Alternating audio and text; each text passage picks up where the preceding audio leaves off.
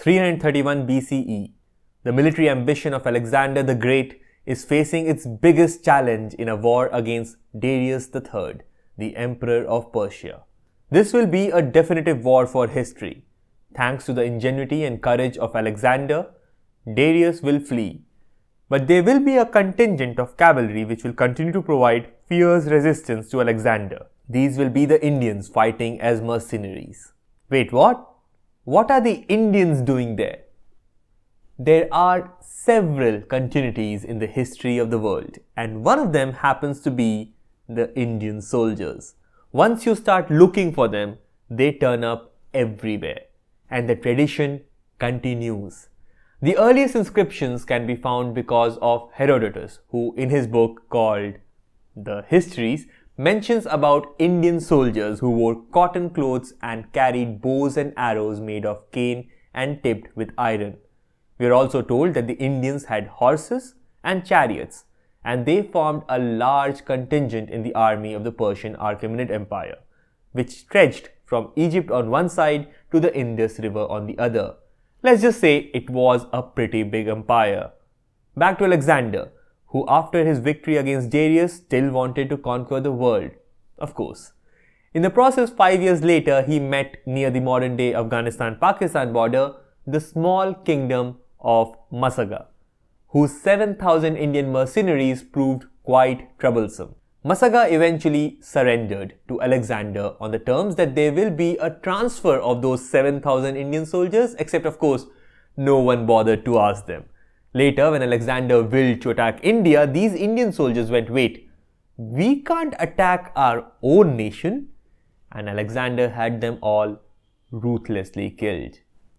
After Alexander, Chandragupta Maurya gifted 500 Indian elephants along with their mahots to the Greek general Seleucus. With these 500 warring elephants, Seleucus wreaked havoc. There was another war between the Persians and the Greeks, except this time, Indian soldiers were on the Greek side. Indeed, Indian soldiers and elephants were in such a demand that the Greek general told me a rival of Seleucus smuggled them through the Red Sea after repeated failures to teach African elephants the Indian warring tricks. And these are just a couple of examples. The Indian soldiers have fought for the Sinhalese rulers in Sri Lanka, died for the Shiite cause in Karbala, protected the interests of Tamil merchants in Southeast Asia, and after the European forces came in, they have fought here, there, everywhere. The invasion of Burma, Indian soldiers. The Opium Wars in China, Indian soldiers. The Boer Wars in South Africa, Indian soldiers. And these even had the Mahatma involved. Anglo-Afghan Wars, Indian soldiers. The hostile takeover of the Dutch East India Company and the subsequent attack on Java and Jakarta, Indian soldiers. The Carnatic Wars in between England and France, Indian soldiers. And this time, from both sides. Once the World War I started, our Indian soldiers fought so much that they were termed black pepper. Wherever the British wanted, they sprinkled.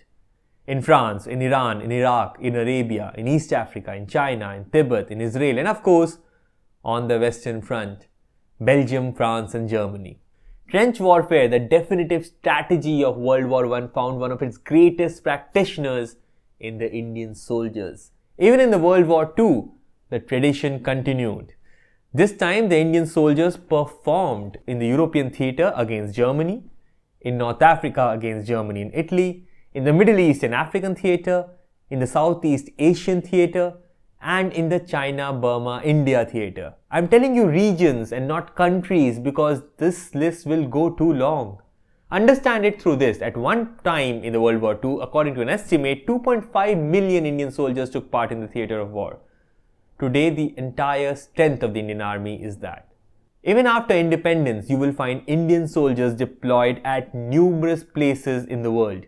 Today, India is the single largest contributor to the United Nations peacekeeping forces, because of which the Indian soldier has been to Korea, Indochina, Middle East, Congo, Cambodia, Mozambique, Somalia, Rwanda, Angola, Sierra Leone, Ethiopia, and Eritrea.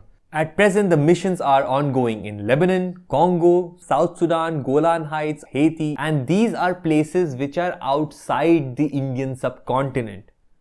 A fact which we must take cognizance of is that the soldiers who helped the British conquer India were also Indians, as too were those who fought against them. Rest, as they say, is history. Often we talk of our glorious, peaceful, philosophical past, and it sure existed. But so did an illustrious, gallant military one, as did so many other different kinds of past. Our nation is full of incredible surprises, and it is worthy of more than just simplistic notions. So next time you hear one, think. I've been Raghav Mimani. The world is open. Now go play.